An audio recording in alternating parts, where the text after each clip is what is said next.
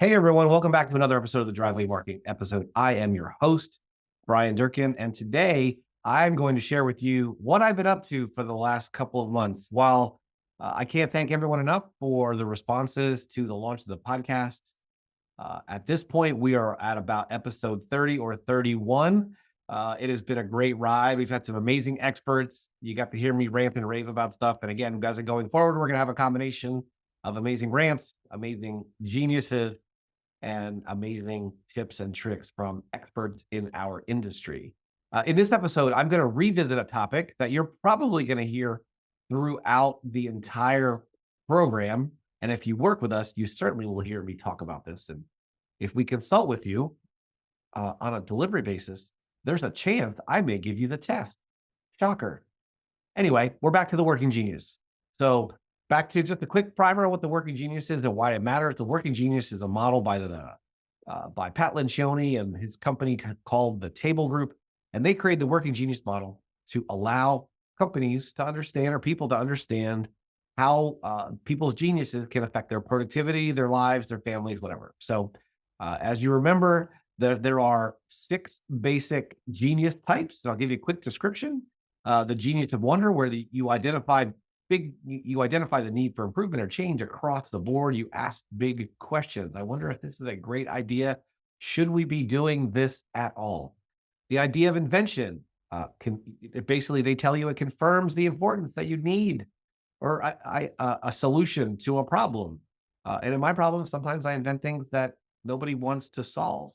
The idea of discernment, as someone who has the discernment of genius, excuse me, the genius of discernment, they have a gut feeling that it's a great idea, and that if someone disagrees with them, it kind of pisses them off. And I can tell you, quite honestly, sometimes I get frustrated if people don't like that, and I have to work on that. The idea of a galvanizing. So the galvanizers are people that rally the troops and get enthusiasm around a project idea or something. The genius of enablement. It initiates support and assists in the implementation of that idea. Hey, coach, put me in. I want to help. And tenacity, that commitment to making sure that the project gets done. The term that I will probably use in the language we use internally is what's our widget here? Widget: wonder, invention, discernment, galvanizing, enablement, tenacity. So some great soul who loves corporate stuff came up with that, but that's a wonderful one. So I want to share with you kind of an update on that. So what has happened is my entire team, my entire family has gone through the working genius. And in my family, I'll tell you about my family first. My wife and I are both, we are both what we call IDs. And in the word of IDs, they have names for them.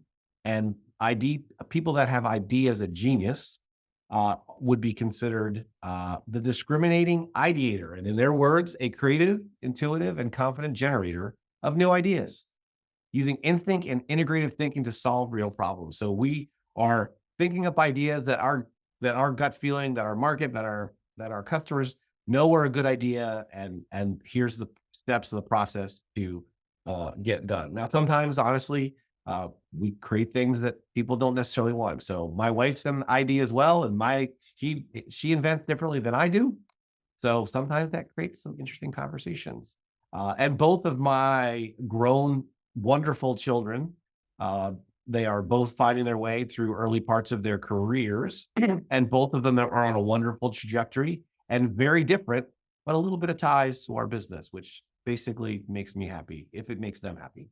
They are both what are called the contemplative counselors. They are both WDs, and this fits so much into their personality.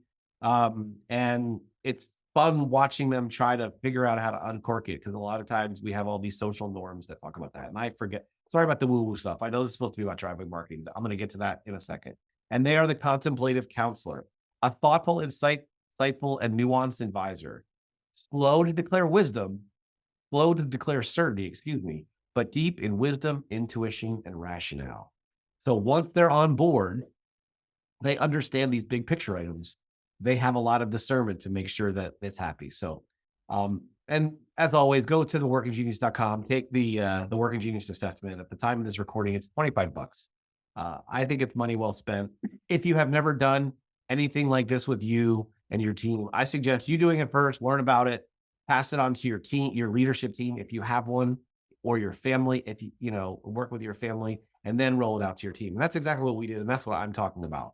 When I first came across this in August of 2024, of course, because I'm an inventor, I was like, I'm going to roll this out to the world. Well, I just want to roll it out to my folks and trying to cross the culture barrier and other things.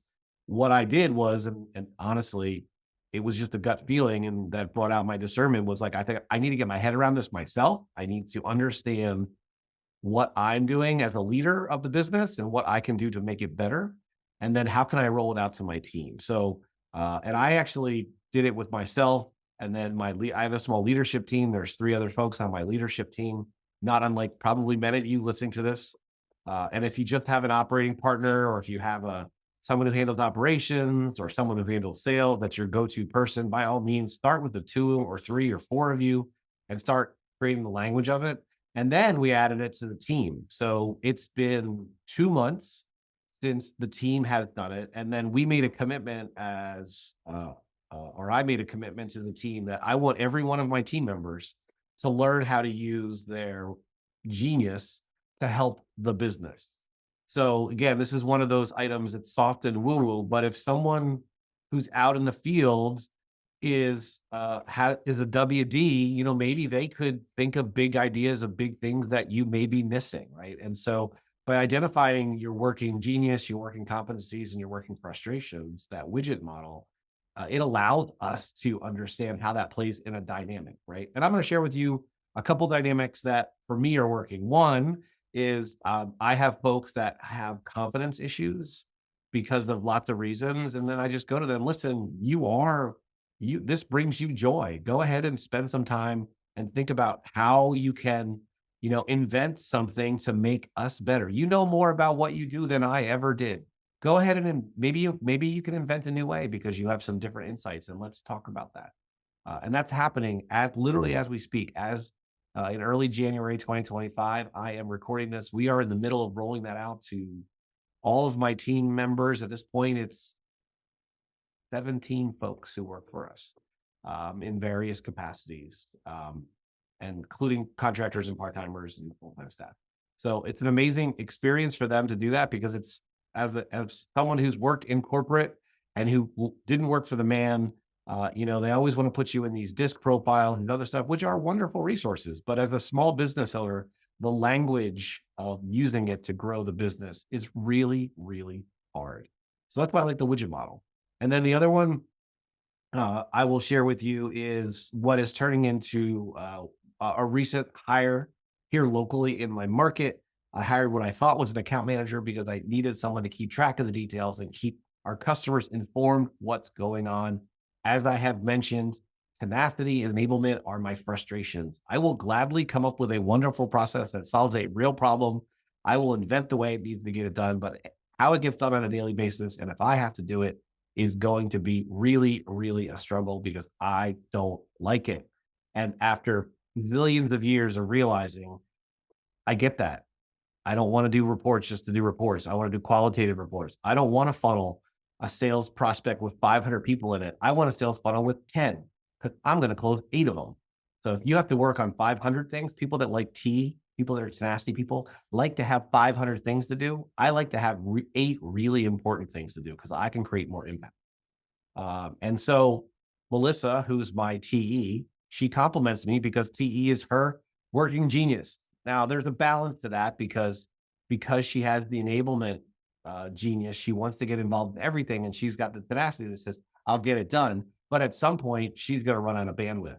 So we have to be careful of that, and we are adjusting that accordingly. So while I realize this is not a marketing tip, but I know these podcasts are an outlet for me to share some creativity with you all, I want to share with you kind of how you can think about this in really a couple of simple ways. One, understand what you're good at and what you're not. I've always known that I'm not really into operations. I've had operating partners as business partners, and my clients have operating partners that are the people that are the nuts and bolts of the business. I know I'm not that guy. There are a lot of my friends they love the nuts and bolts, and the stuff I'm doing, they just like their heads spin off their head and go, I couldn't possibly do that. fact, I had a conversation with someone this morning, just talking about that. The second thing you need to do is be open as a leader to understanding that your staff may be frustrated with you because there's a pretty good chance your frustrations are going to come out verbally. They're going to come out uh, through emails and through communications with your team. True story, I was working on some tech thing that was driving me nuts this week, and I knew I had to just dig in and get it done. And it took me longer because of things that were completely out of my control. And boy, I was a bear, and I get it, and I know that. And I was frustrated with being a TE, and I knew that. And once I said I knew that, I kind of backed off and said, "Okay, take a breath, reset, and understand that." And the last thing I will share was don't be afraid to let others around you. This is really tough as entrepreneurs. Don't be afraid to let others around you uh, take their geniuses in some small way to make their business. Now, most jobs are TE, right? You need people to do the work that's in front of them. But if you can have one small part of that help the business or help them personally, give it a try. I have seen a miraculous change in our all of our small little team, literally because we're talking about it, we're using the language of it. So we're talking about, hey, how could we, we need to tee this out. We got to get this done, or I need some help with some B. My challenge is that most of my folks are not discriminators, right? So when they get something done and great, I got it done, that they don't have a gut feeling if what they have done is right or wrong. So we have to build processes around that to make sure that someone else is looking at it to make sure that it's right. And that's okay to do that. Uh, so hopefully today's episode was a little bit different. We're going to get back into this. We have the next few episodes are going to be some amazing tactics. Everyone loves tactics. But this was kind of one of those high level components that you've seen filtered throughout most of the podcast. And that's not an accident because we as leaders have to be more creative on how to be successful and build a business we want and not the one we have. So that's it for today on today's Driveway Marketing Podcast. I'm Bryan Durkin. Thank you to our amazing production team and our various pieces that make this happen. And I wanted to thank you for your time. You guys have a great day.